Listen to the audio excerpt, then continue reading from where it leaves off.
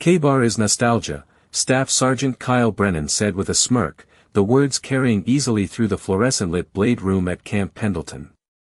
A few younger Marines chuckled under their breath as the sound of steel scraping against stone continued without interruption. SHK. SHK. SHK. The old man seated near the back wall never looked up. Rain tapped softly against the high windows of the close combat facility while rows of modern tactical knives rested beneath bright overhead lights like surgical instruments prepared for display. Carbon fiber handles. Ceramic-coated blades. Precision machined steel designed for modern warfare. Instructors in fresh camouflage moved between tables discussing retention techniques and combat efficiency while digital screens displayed slow-motion footage of blade drills. The room smelled faintly of gun oil, coffee, and wet concrete drifting in from outside. And through all of it, the old man simply kept sharpening the battered K-bar resting across his knee. The knife looked ancient compared to everything else in the room. Its leather sheath was dark with age, softened by decades of use, the edges worn nearly smooth. The black finish on the blade had faded unevenly, exposing streaks of dull steel beneath old scratches and tiny pits. It was not polished. It was not decorative. It looked like something that had survived too many years to care about appearances anymore. Brennan crossed his arms, towering over a table lined with modern combat blades worth hundreds of dollars apiece. At 31, he was everything the Corps liked to advertise. Broad shoulders. Clean posture. Fast confidence. His tan sleeves were rolled perfectly, exposing forearms thick from years of training. You know how many advancements happened since those things were issued, he continued loudly. We've got thermal optics, drones, satellite tracking, smart targeting. Meanwhile Grandpa over there is carrying World War II around on his belt. More laughter followed. One of the instructors picked up a sleek black tactical knife and spun it lightly in his hand. Probably thinks leather sheaths are still cutting edge too, he added. The old man finally stopped sharpening. Silence settled in strange and sudden waves around the room. He lifted the K-bar slowly, studying the edge beneath the fluorescent glare. His hands were old but steady. Veins stood beneath weathered skin like faded road maps. A thin scar disappeared beneath the cuff of his faded olive work jacket. He looked less like a Marine and more like maintenance staff someone forgot to send home after closing hours. Then his pale gray eyes lifted toward Brennan. Calm eyes. Heavy eyes. The kind that did not react quickly because they had already seen too much. Steel doesn't become obsolete, the old man said quietly. His voice sounded rough like gravel pressed beneath boots. Men do. The room lost its laughter immediately. Brennan gave a dry chuckle, refusing to let the tension settle. Right, he said. And let me guess. That knife won the Vietnam War too. The old Marine lowered his gaze again and resumed sharpening. SHK. SHK. SHK. The sound crawled through the room like distant radio static. Near the center table, Corporal Nathan Cole frowned slightly as he watched the blade move beneath the light. Something about the K-bar felt wrong. Not old. Not fake. Different. His eyes narrowed toward the base of the blade where faded black steel met the guard. There, barely visible beneath decades of wear, sat a tiny burned symbol pressed into the metal. A circular shape. A serpent swallowing its own tail. Cole felt a cold knot tighten slowly in his stomach. Because he had seen that symbol once before. And it had not been inside any normal Marine briefing. The scraping sound of the sharpening stone continued for another few seconds before Staff Sergeant Brennan finally shook his head and laughed under his breath. Unbelievable, he muttered, pacing slowly around the center table. You know what the problem is with old Marines? He looked toward the younger instructors gathered nearby. They confuse surviving with understanding. Just because something worked 50 years ago does not mean it belongs in a modern battlefield. A few heads nodded automatically.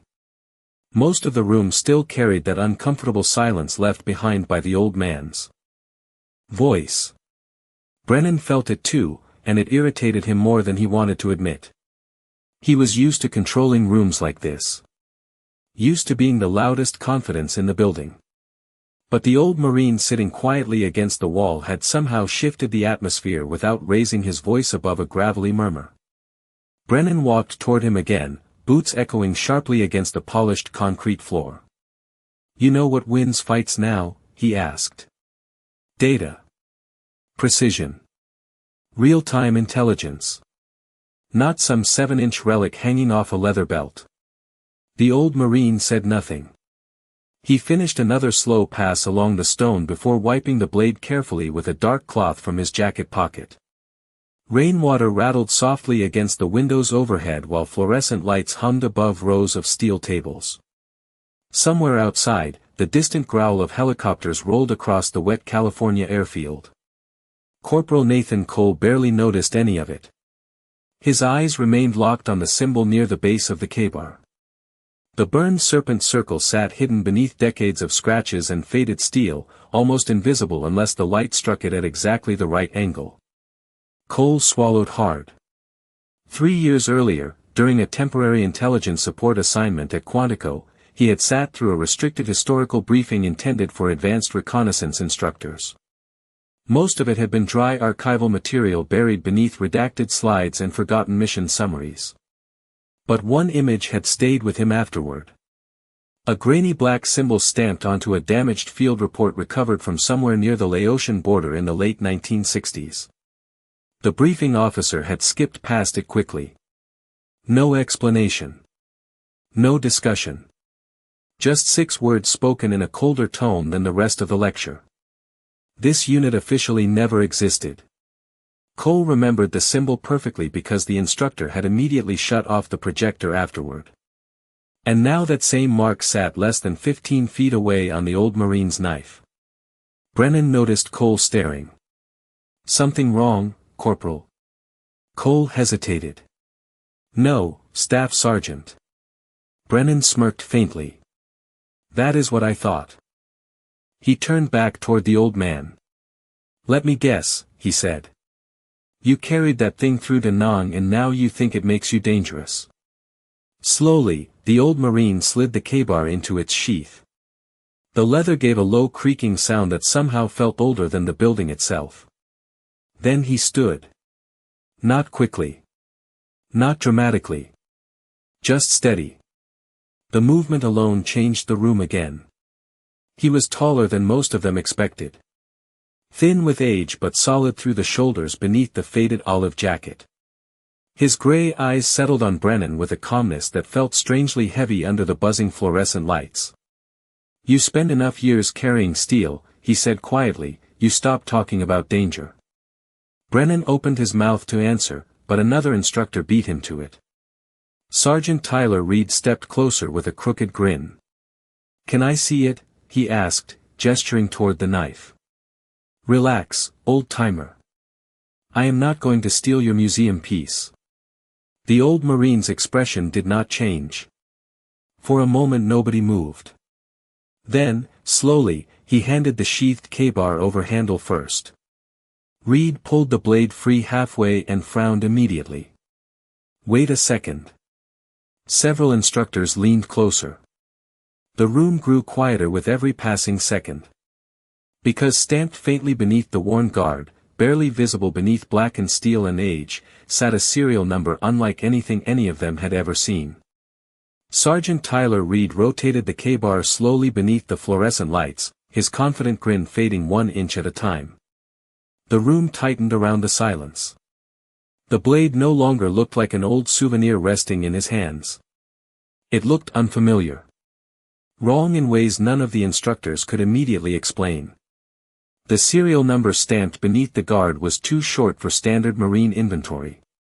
The steel itself carried a strange charcoal coloration beneath the worn black finish, almost as if the blade had been heated and refinished by hand years ago. Reed rubbed his thumb carefully across the engraved markings. "This is not factory work," he muttered. Brennan stepped closer immediately. "What do you mean?"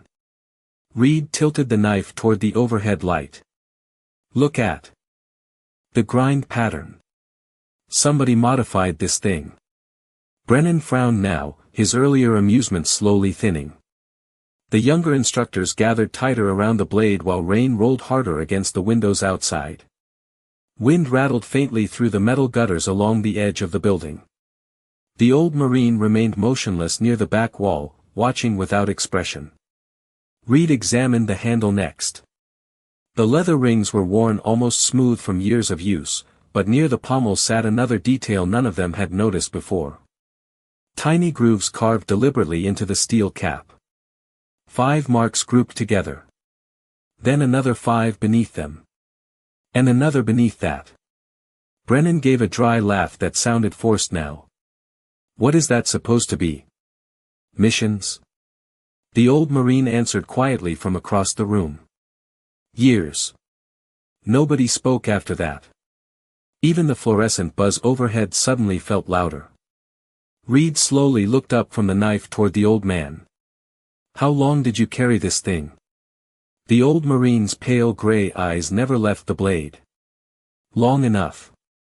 Brennan folded his arms again, trying to drag the room back under his control.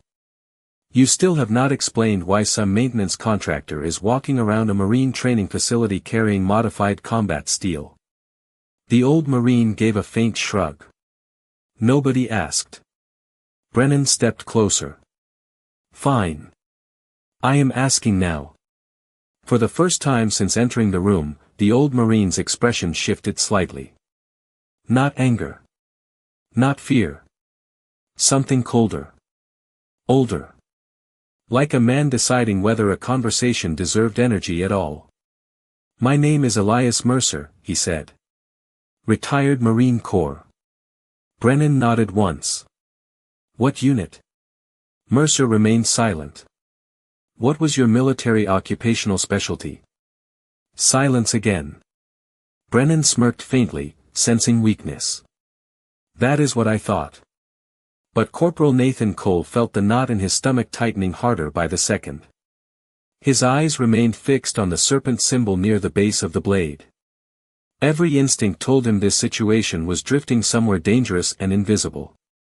Somewhere above rank structures normal Marines understood. Quietly, while the instructors focused on Mercer and Brennan, Cole slipped his phone from his pocket near waist level. He angled the screen carefully beneath the table edge and snapped a quick photograph of the knife.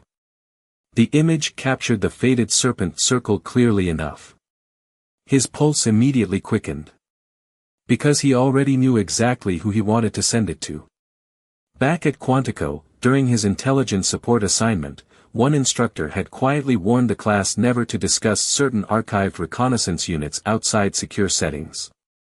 Most Marines had forgotten the lecture before lunch. Cole had not.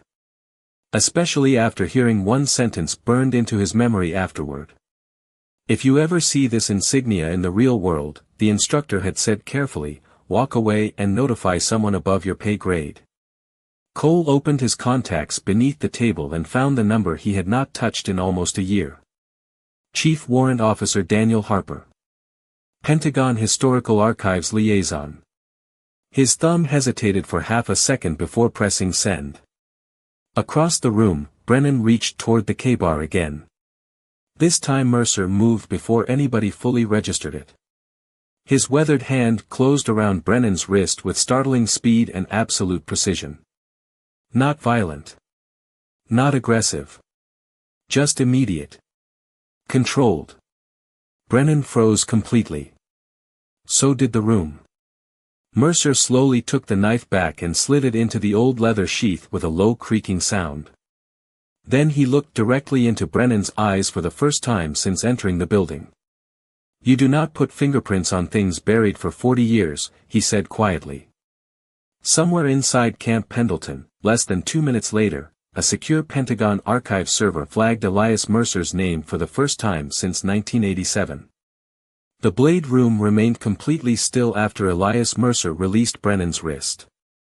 Nobody laughed anymore. Nobody moved carelessly. Even Sergeant Tyler Reed took half a step backward without realizing he had done it. The old Marine slipped the worn leather sheath back onto his belt with calm deliberate movements, then rested one weathered hand lightly against the handle as if it belonged there. More naturally than anywhere else in the world. Brennan slowly lowered his arm. His jaw tightened beneath the fluorescent glare.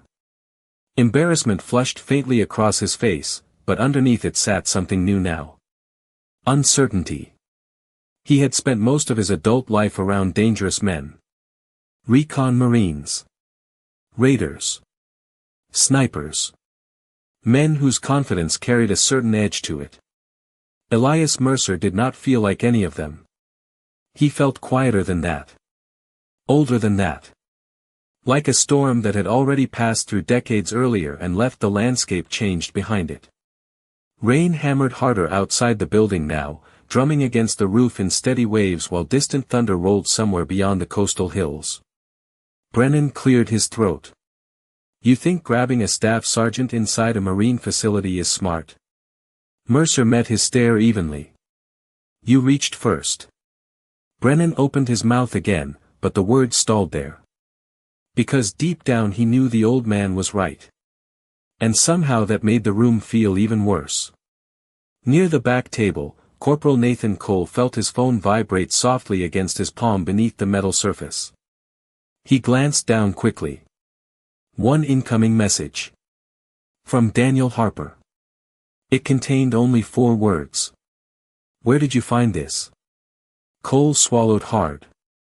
His fingers moved carefully across the screen. Combat Training Building. Camp Pendleton. The response came almost instantly this time. Do not discuss symbol openly. A second message followed before Cole could reply. Is the carrier alive? Cole stared at the words for a long second. Carrier. Not owner. Not veteran. Carrier. A cold chill moved through him despite the warm humid air inside the room. Across the building, Brennan finally forced a dry chuckle. All this mystery over a knife, he muttered loudly enough for everyone to hear. What exactly are you supposed to be, Mercer? Some Cold War ghost story? The old Marine looked toward the rain-streaked windows for several seconds before answering. No, he said quietly. Ghost stories get remembered. Something shifted behind his pale gray eyes then. Not emotion exactly. Memory. The fluorescent-lit blade room faded beneath the sound of rain. Striking glass. Suddenly the rhythm changed. Rain became heavier. Hotter. Jungle rain pounding against broad leaves beneath a black sky. The smell of coffee and gun oil vanished beneath wet earth, diesel fumes, and soaked canvas. Mercer was no longer an old man standing beneath fluorescent lights at Camp Pendleton. He was 23 years old again, crouched knee-deep in mud beneath a triple canopy jungle somewhere beyond borders that officially did not exist. No flags. No insignia. No names spoken aloud. Only exhausted Marines sitting in silence beneath sheets of tropical rain while distant radio static crackled through the darkness. The K-bar rested across young Mercer's lap exactly as it did now. Newer then. Blacker. The leather still stiff around the sheath. A faint serpent symbol freshly burned into the steel near the guard while another Marine worked carefully beneath the glow of a shielded flashlight. No records, the man beside him whispered over the rain. No recognition. No families notified if things go bad. Mercer remembered the heavy rotor hum somewhere overhead hidden behind clouds thick enough to swallow sound itself. He remembered reaching down and gripping the K-bar tighter as another Marine handed him a folded map soaked nearly transparent from rainwater. Then came the voice he still remembered after 40 years. Calm. Cold. Certain. If this mission exists tomorrow, the voice had said quietly, then none of us make it home. The jungle vanished instantly. Mercer stood once more beneath the fluorescent lights at Camp Pendleton while thunder rolled outside the building. Nobody in the room realized his eyes had briefly gone somewhere thousands of miles away and nearly half a century deep. Nobody except Corporal Nathan Cole. Because the young Marine was watching him carefully now with growing disbelief. And when Cole's phone vibrated again beneath the table, the message waiting on the screen made his pulse spike hard enough to hurt. Pentagon archive request initiated. Stand by for command authorization. Corporal Nathan Cole stared at the glowing screen beneath the table while the rest of the blade room remained trapped in a tension nobody fully understood anymore. Rain hammered steadily against the roof overhead, loud enough now to blur the distant sounds of helicopters moving across Camp Pendleton. The fluorescent lights buzzed faintly above rows of polished combat blades while Elias Mercer stood motionless near the back wall, one weathered hand resting against the old K-bar at his side. Cole read the message again. Pentagon archive request initiated. Stand by for command authorization. His mouth felt dry suddenly. Nobody requested Pentagon authorization over an old knife. Especially not during routine combat instruction on a rainy Thursday afternoon. Across the room, Brennan still fought to reclaim control of the atmosphere slipping steadily away from him. "This is ridiculous," he said, folding his arms tighter across his chest. "You all acting like this guy stepped out of some secret history documentary." Sergeant Tyler Reed did not answer immediately. He kept glancing toward the K-bar with narrowed eyes. "I have never seen markings like that before," he admitted quietly. Brennan scoffed. "Because somebody carved them in his garage 30 years ago." Mercer said nothing. He simply walked toward the sharpening bench again with slow measured steps. The room instinctively parted for him without anyone consciously deciding to move. That bothered Brennan more than anything else.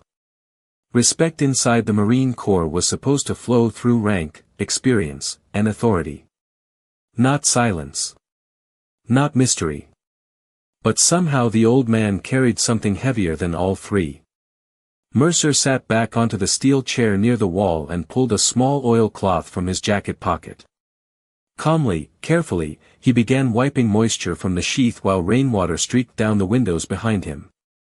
His movements carried the strange precision of habit worn into the bones over decades. Every fold exact. Every touch deliberate. Cole watched him closely now. The old Marine did not move like retired maintenance staff. He moved like someone trained never to waste motion. Cole's phone vibrated again. This time the incoming call displayed no name. Only a secure federal routing number. His pulse jumped hard enough that he nearly dropped the device.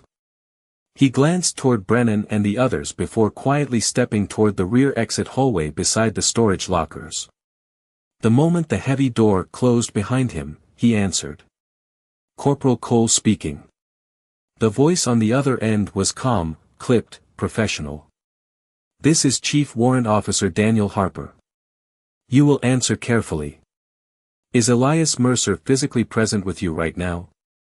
Cole swallowed. "Yes, sir." A pause followed. Faint keyboard sounds echoed through the line. Then Harper spoke again, quieter this time. "Describe his condition." Cole frowned slightly. "Condition, sir. Injured. Armed. Agitated." Cole glanced back through the small hallway window into the blade room where Mercer sat silently beneath fluorescent lights while instructors kept their distance without realizing they were doing it. "No, sir," Cole answered carefully. "Just, calm." Another pause. Longer this time. Somewhere far away inside the Pentagon, secure doors opened and closed faintly over the line. Harper finally exhaled slowly. "That figures." Cole lowered his voice instinctively. "Sir, who exactly is he?" The answer did not come immediately. Rain rattled harder against the metal hallway doors while thunder rolled low across the coast outside. Finally Harper spoke. "Officially?" Another pause. "Nobody." Cole felt cold despite the warm hallway air. Harper continued before he could respond. Listen carefully, Corporal. You are not to let local command escalate this situation. Do not involve military police. Do not attempt confiscation of personal property. And whatever you do. His voice hardened now. Do not let anyone photograph that knife again. Cole's eyes widened slightly. Sir, what is on that blade? Silence lingered across the secure line for several long seconds before Harper answered with a voice that sounded older suddenly. Tired. Proof, he said quietly. Proof that some Marines spent decades carrying missions the country was never supposed to know happened. Back inside the blade room, Staff Sergeant Brennan took one final frustrated step toward Mercer. You know what I think, he said sharply. I think you enjoy this. Old war stories. Secret symbols. Everybody standing around acting impressed. Mercer slowly looked up from the oilcloth in his hands. The fluorescent light reflected faintly in his pale gray eyes. No, he said softly. If I enjoyed it, I would have talked about it years ago. Then every phone inside the room vibrated at exactly the same moment. Every phone in the blade room vibrated at once with a sharp synchronized buzz that sliced through the tension like a warning siren. Marines instinctively reached for their devices while rain thundered against the building hard enough to shake the windows. Brennan frowned immediately as he checked his screen. The notification displayed across every military-issued device inside the facility in bold red letters. Command Priority Notice. Maintain current position. Await senior authorization. Brennan blinked twice. What the hell? Around him, the instructors exchanged confused looks while the atmosphere inside the room shifted from awkward tension into something colder and far more serious. Sergeant Tyler Reed lowered his phone slowly. I have never seen a command hold notice hit this fast. Near the rear hallway, Corporal Nathan Cole slipped his device back into his pocket after ending the secure call with Chief Warrant Officer Harper. His pulse still hammered beneath his collar. He understood now that whatever Elias Mercer had once been, it sat far outside ordinary Marine Corps history. The old Marine himself remained seated near the wall beneath the fluorescent lights, completely unmoved by the sudden wave of command alerts erupting around him. Calmly, he folded the oilcloth once more and slid it back into his jacket pocket. The K-bar rested quietly against his side. Rainwater rolled down the windows behind him in crooked silver lines while thunder growled low across the California coast. Brennan looked toward Mercer again, frustration hardening into something sharper. You expecting somebody? Mercer answered without looking up. No. Brennan scoffed. Funny timing then. Mercer finally lifted his pale gray eyes toward him. Timing was never the problem. Before Brennan could respond, the heavy steel doors at the far end of the blade room suddenly burst open. 2 military police officers stepped inside first, water dripping from their rain jackets onto the polished concrete floor. The room immediately stiffened. Every Marine present expected the situation to end there. Expected Mercer to be escorted out quietly while command cleaned up the confusion afterward. But the military police did not even glance at the old Marine. Instead, both officers moved directly toward Brennan. Staff Sergeant Brennan, one asked sharply. Yes. You are ordered to suspend all training operations immediately. Brennan stared at him in disbelief. For what reason? The officer hesitated only briefly before answering. Pending command review regarding classified archival material. The entire room fell silent again. Brennan laughed once in pure disbelief. Classified material? You cannot seriously tell me this is about a knife. Neither military police officer answered him. That silence alone said enough. Near the back wall, Elias Mercer slowly stood once more. Every movement remained steady and controlled despite the weight of attention now fixed on him from every direction. The older officer finally looked toward Mercer carefully, almost cautiously. Sir, he said respectfully, Base Command requests that you remain on site until senior leadership arrives. The room froze. Because nobody had missed it. Sir. The word landed harder than a shouted order ever could have. Brennan noticed it too. His expression shifted instantly. Marines recognized respect in tone faster than almost anything else. And the military police officer had just spoken to Elias Mercer with the careful restraint normally reserved for generals or senior command staff. Mercer gave a faint nod. I was not planning to leave. Outside, the sound of approaching engines rolled faintly through the storm. Not ordinary traffic. Heavy vehicles. Multiple. Brennan slowly turned toward the rain-streaked windows as distant headlights swept across the wet pavement outside the combat training building. Sergeant Reed moved beside him, voice lower now. That sounds like command convoy traffic. Brennan swallowed hard despite himself. Across the room, Corporal Cole's phone vibrated one final time. Another secure message from Daniel Harper. This one contained no warning and no instructions. Only a single sentence. Lieutenant General Raymond Holt is en route from Naval Base Coronado. Cole stared at the message in disbelief. Holt was not just senior leadership. He was one of the most decorated reconnaissance commanders still serving in the United States military. Men like Raymond Holt did not abandon active command schedules to investigate old Marines carrying worn combat knives. Slowly, almost involuntarily, every eye inside the blade room shifted back toward Elias Mercer. The old Marine stood quietly beneath the fluorescent lights while rain hammered against the building around him. Calm. Silent. Patient. Like a man who had spent most of his life waiting for ghosts to finally catch up. The convoy arrived through the storm like a moving wall of headlights cutting across the rain-soaked pavement outside the combat training building. Engines rumbled low and heavy beneath the thunder rolling over Camp Pendleton while red brake lights reflected across pools of water gathered along the concrete lanes. Inside the blade room, nobody spoke anymore. Marines stood frozen beneath the fluorescent lights as the reality of the situation settled deeper into their stomachs with every passing second. Staff Sergeant Brennan watched the vehicles stop outside through the rain-streaked windows, his earlier confidence draining away piece by piece. 3 black government SUVs. 1 command vehicle. 2 armed escorts. Nobody called in a convoy like that over a misunderstanding. Near the back wall, Elias Mercer remained completely still. Calm gray eyes. Weathered hands resting near the old K-bar secured against his side. The storm outside seemed louder now, but somehow the old Marine carried a silence heavier than all of it. The steel doors at the far end of the room opened again with sharp mechanical force. Every Marine inside instinctively straightened. Lieutenant General Raymond Holt entered first. Rainwater dripped from the shoulders of his dark overcoat as 2 senior officers followed several steps behind him.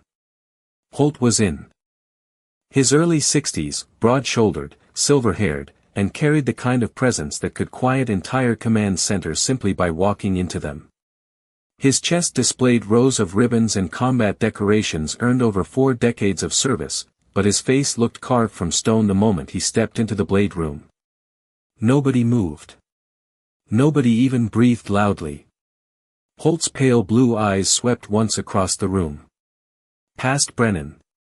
Past the instructors. Past the military police officers standing rigid near the entrance. Then his gaze stopped on Elias Mercer. For one long moment neither man spoke. Rain hammered against the roof overhead while fluorescent lights buzzed faintly above polished steel tables covered in untouched combat knives. Then something happened none of the younger Marines inside the room would ever forget for the rest of their lives. Lieutenant General Raymond Holt came to full attention. Crisp. Immediate. Absolute. And then he saluted the old Marine beside the sharpening bench. The room froze solid. Brennan felt every ounce of blood drain from his face. Sergeant Tyler Reed stared openly in disbelief. One of the younger instructors actually took half a step backward without realizing it. Because generals did not salute retired maintenance contractors carrying old knives.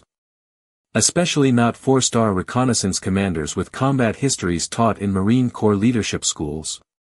Elias Mercer looked at Holt quietly for several seconds before returning the salute with calm measured precision. Older. Slower. But exact. Holt lowered his hand first.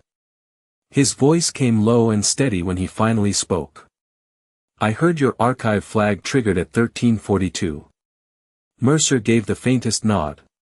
Looks that way. Holt glanced toward the K-bar resting at Mercer's side. The old commander's expression tightened almost invisibly. Same blade. Mercer rested one hand lightly against the sheath. Same blade. Another silence settled across the room. Heavy now. Respectful. Brennan finally found his voice again, though it sounded weaker than before. Sir, with respect. Holt turned toward him instantly. The temperature in the room seemed to drop 10 degrees beneath that stare alone. Brennan swallowed hard but continued anyway. What exactly is happening here?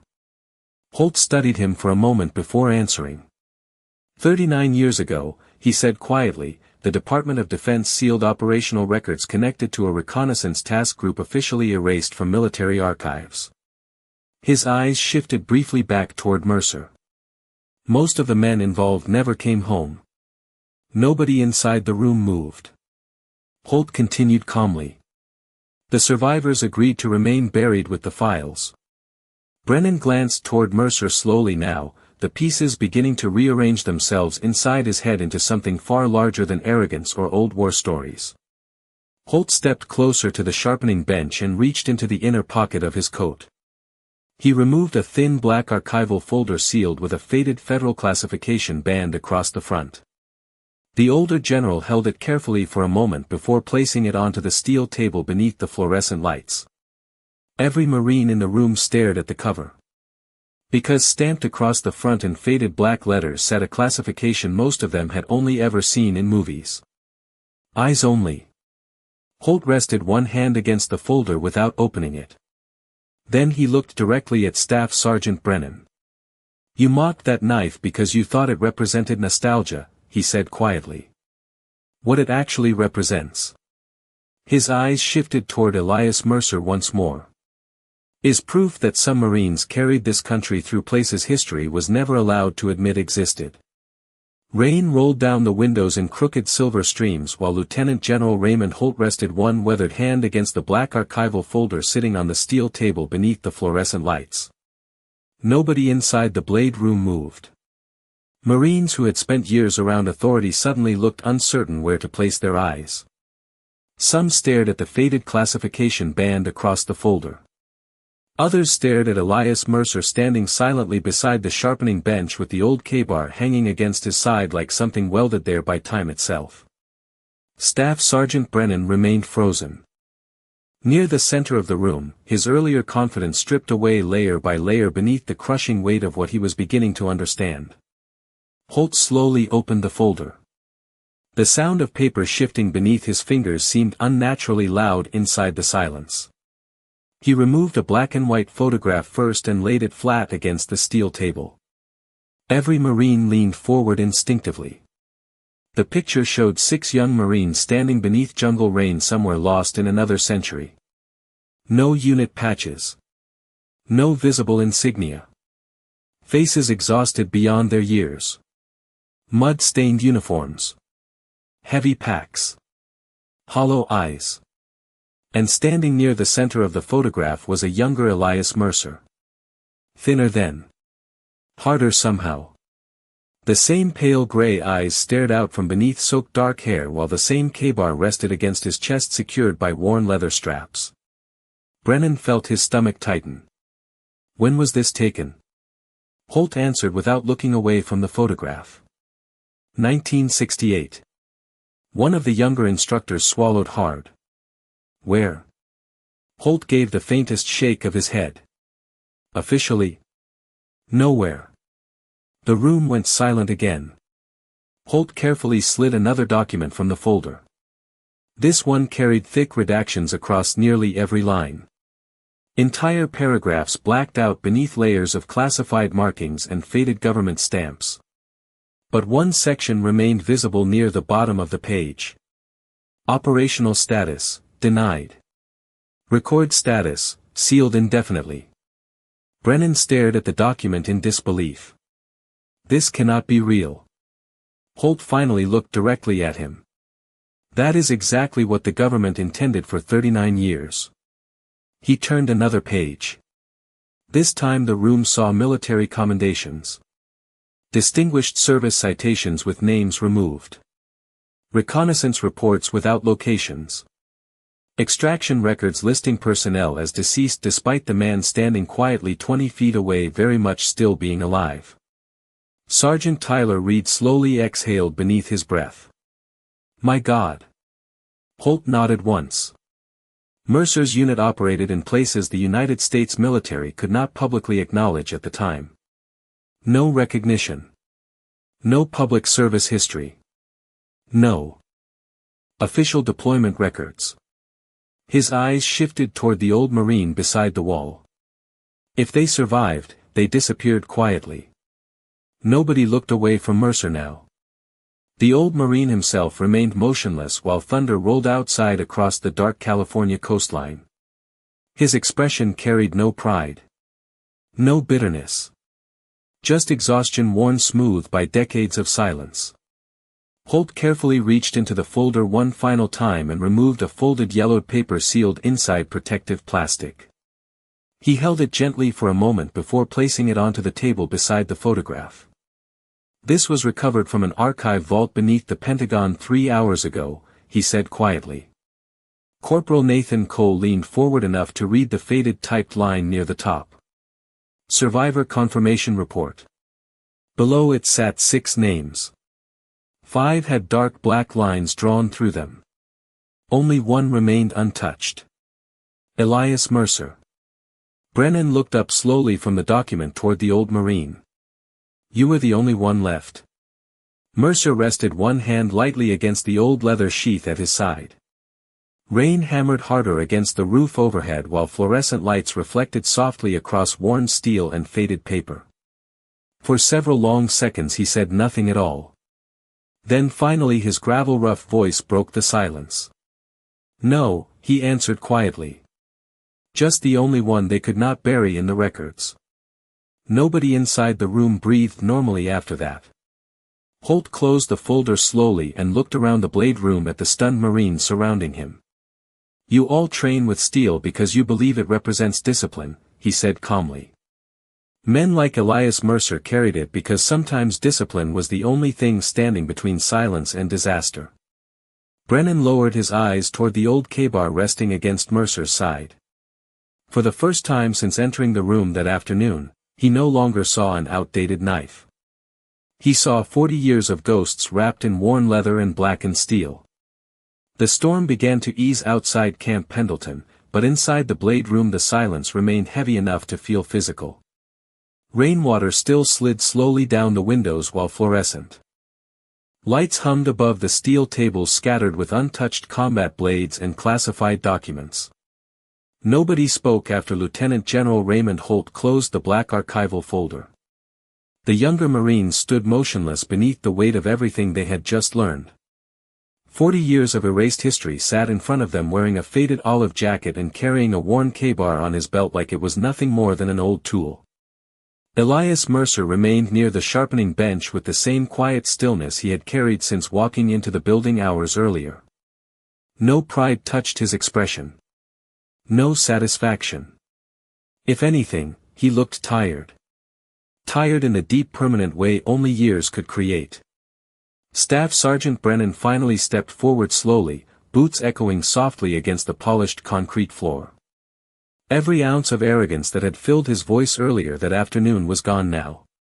He stopped several feet in front of Mercer, struggling for words that suddenly felt too small for the room they stood inside. Sir. The single word nearly caught in his throat. Mercer looked at him calmly. Brennan lowered his eyes briefly toward the old K-bar before speaking again. I did not know. Mercer nodded once. You were not supposed to. The answer carried no anger. Somehow that made it worse. Brennan swallowed hard. Around him, the other instructors remained completely silent. Sergeant Tyler Reed stood with his hands clasped behind his back now like a Marine standing inspection. Even the military police officers near the entrance avoided unnecessary movement. Respect had settled across the room naturally and completely without anyone needing to order it. Lieutenant General Holt stepped beside the sharpening bench and looked down at the old stone still resting there beside faint streaks of oil and steel dust. You still sharpen it by hand, he said quietly. Mercer rested one weathered hand against the sheath. Machines remove too much. Holt gave the faintest smile at that. It vanished almost immediately. His eyes drifted briefly toward the black and white photograph still lying open on the table. 6 young Marines standing beneath jungle rain in a war nobody officially admitted had happened. 5 of them long gone. One still standing quietly beneath fluorescent lights half a century later. Holt looked back toward Mercer carefully. You know we can finally restore portions of the archive now. Mercer shook his head gently before Holt even finished. No. The general frowned slightly. Why not? Mercer glanced once toward the photograph. His pale gray eyes softened almost invisibly. Because they stayed buried too. Nobody interrupted him. Outside, distant helicopter rotors rolled low across the dark coastline while cold evening wind rattled softly through the gutters overhead. Mercer slowly reached down and picked up the old sharpening stone from the bench.